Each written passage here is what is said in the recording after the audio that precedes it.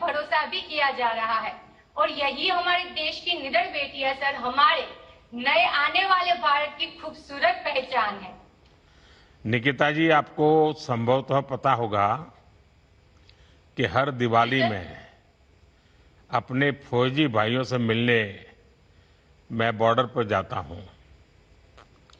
ये संयोग है कि साल 2016 में मैं दिवाली पर बॉर्डर किनारे बसे चांगो क्षेत्र में ही गया था।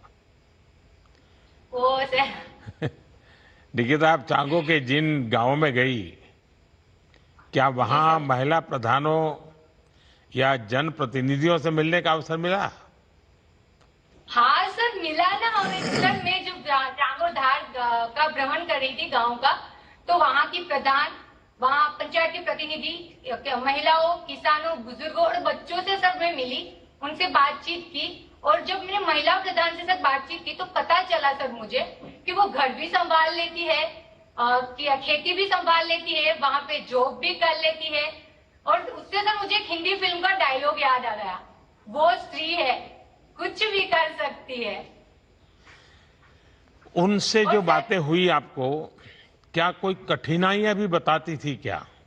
या उनके जीवन की कुछ विशेषताएं हैं जो हमारी तरफ नहीं होती हैं? ऐसा कुछ आपके ध्यान में आया क्या?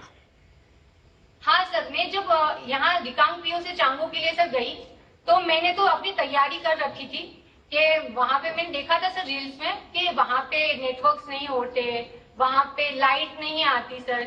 और जब मैं वहां पे निकली सर, और मैंने जो रास्ते देखे सर, पर्वत, इतने ऊंचे ऊंचे पर्वतों और ढलान वाली जगह पे इतने पक्के रास्ते, तब मैं सोच रही थी। फिर मैंने वहां के लोगों से जाके बात की, उनसे पूछा कि ये कैसे है, तो वो बोल रहे थे कि पहले ये सब नहीं था, पहले हमें बहुत तकलीफें होती थी, लेकिन ये सिर्फ संभव हो पाया है हमारे प्रधानमंत्री ग्राम सड़क योजना के तहत ये सड़कें बनी है। और साथ ही उन्होंने ये भी बताया मुझे, ये भी बताया कि पहले हमारे घर पे ना पीने का पानी नहीं आता था, लेकिन अब हमारे प्रधानमंत्री जी की वजह से आज जल जीवन मिशन के तहत हमारे घर पे पीने का पानी मिल रहा है। साथ ही सर उन्होंने मुझे ये भी बताया कि आप लोग तो ये सोच के आए थे ना कि यहाँ पे लाइट नहीं होगी, पावर बैंक लेके आए होंगे। तो मैंने बोला कि हाँ, तो उन्होंने बताया कि नहीं, यहाँ पे 24 घंटे बिजली रहती है और नेटवर्क कनेक्टिविटी रहती है। और यहाँ पे प्रधानमंत्री जी के वजह से आयुष्मान भारत के तहत हम सभी लोगों का स्वास्थ्य पे भरोसा भी बढ़ा है और हमारा जीवन आसान हुआ है। सर एक बात बोलूं मैं आपसे? हाँ, बताइए। सर मैं कहना चाहूंगी कि पहली बार मैंने विकास कहाँ पे देखा पता है आपको? मैंने विकास देखा वहाँ की महिलाएं, बुजुर्गों और हंसते खेलते बच्चों के हंसते मुस्कुराते चेहरों में सर, और मैं खुद शॉक हो गई सर।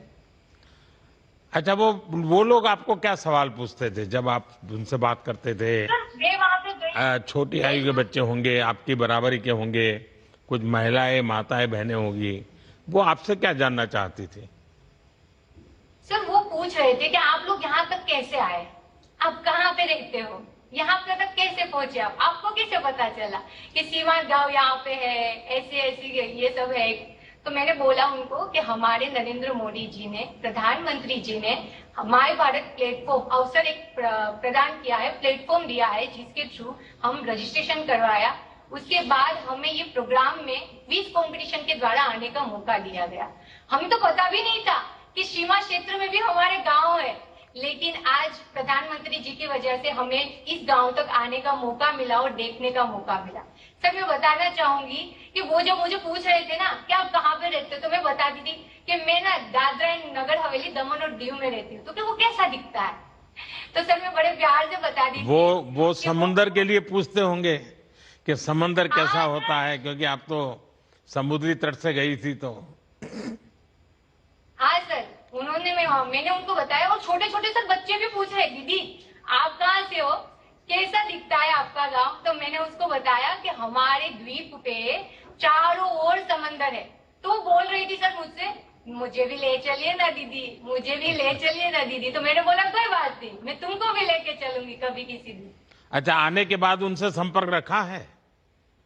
हाँ मैं आने के बाद ना वहां पे जिसने बड़े प्यार से मुझे रखा था ना, शकुंतला मैम और सुभाष सर, उनसे मैं व्हाट्सएप पे बात होती रहती है सर। मैं बताना चाहूंगी चांगो से सर, वापस हम रिकांगपिओ आए ना तो आंटी फोन करके पूछती है कि बेटा पहुंच गए, सही है, तबीयत ठीक है, खाना खा लिया। सर मैं तो अपने घर पे फोन लगाना भूल गई थी। फिर एक दिन मेरे पापा ने फोन करके बताया कि निकिता हमको तो भूल ही गई हो लगता है। मैंने बोला कि मुझे महसूस ही नहीं हो रहा कि मैं अपने घर से दूर आई हूँ।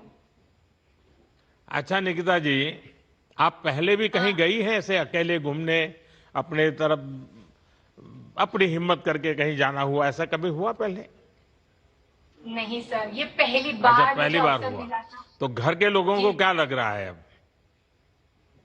सर यहाँ के जो मैं यहाँ से बाहर निकली ना सर, तब मेरे माता पिता ने मुझे पूछा था कि तुम कैसे जाने वाले हो। मगर सर मैं अकेली सफर करके यात्रा करके निकली, तब मुझे सर बचपन में जो कविताएं मैंने सुनी थी भारत के बारे में, वो आज मैंने वास्तविक रूप से भारत को महसूस करके जिया है सर। और जब मैं सर वापस घर पे आई ना, तब मेरी मम्मी पापा मुझे क्या पूछ रहे पता है आपको? वो पूछ रहे हैं कि मैंने पूछा कि आप मैं आ गई, अब तो आप खुश होंगे ना? तो वो बोल रहे हमें भरोसा है हमारे प्रधानमंत्री जी पे कि हमारी बच्चियों को और से और ऊपर तक लेके जाएगी। मैं क्या, हाँ, हमारे प्रधानमंत्री जी की वजह से मैं वहां तक पहुंच पाई हूँ। कभी सर, गांव वहां वालों से से कभी गांव वालों से वीडियो कॉन्फ्रेंस कीजिए और आपके पूरे परिवार को बिठाकर गांव वालों से बातचीत कीजिए, क्योंकि आजकल तो वहां भी 4G तो पहुंच ही चुका है। जी जी सर। सर मैं एक बात बोलूं आपसे? हाँ बोलिए, आप तीसरी बार बोल रही हो। सर मैं बताना चाहूंगी कि सर हम जब 7 दिनों तक वहां पे रुके ना सर, तो हम लोग अलग अलग एक्टिविटीज कर रहे थे सर। और पहली बार जब हम स्वच्छता अभियान के लिए निकले लोगों के साथ, तो हमने वहां पे कौन सा गीत गाया पता है सर? साफ सफाई करते करते हम गा रहे हैं, नौजवान आओ रे नौजवान गाओ रे। और सर ऐसा लग रहा था कि हम अपने घर में गीत गुनगुनाते हुए काम कर रहे हैं। और सर उससे भी बड़ी बात आपको बताऊं, ये थी सर, हम दूसरे दिन गए बच्चों के साथ खेल कूद करने के लिए सर। हम वॉलीबॉल खेल रहे थे और वहां के बच्चों के साथ मिलके सर जो हमने नारे लगाए हैं सर, आप सुनिए जरा। वो नारे ये थे सर, हम शिव शक्ति हैशा, हम युवा शक्ति हैशा, हम जीतने वाले हैशा, हम आदि शक्ति हैशा। सर ये सुन के तो पूरे बॉडी में रोंगटे खड़े हो रहे थे। लग रहा था सर कि जैसे मैं हमारे आज की जो हमारे मीराबाई का जो प्रोग्राम होने वाला है एथलेटिक्स में, मैं सोच रही हूँ सर कि यही नारे मैं उसको प्रोत्साहित करने के लिए घर बैठे बैठे लगाऊं। देखिए, हमारे देश में सदियों से एक अच्छी परंपरा रही सामूहिकता की, और सामूहिकता के साथ गीत गाते गाते कामों को करना, और उस काम के साथ गीत भी बना देना, जो इस प्रकार का काम हो उसी का गीत बना देना। ये हमारे देश की बहुत बड़ी विशेषता रही है। उस सामूहिकता से शक्ति आती थी और गीत गाने से तनाव मुक्त काम होता रहता था। अच्छा निकिता जी, आजकल सोलो ट्रैवलिंग का बहुत ट्रेंड चल रहा है। Solo travelling is a way of discovering the world while discovering yourself.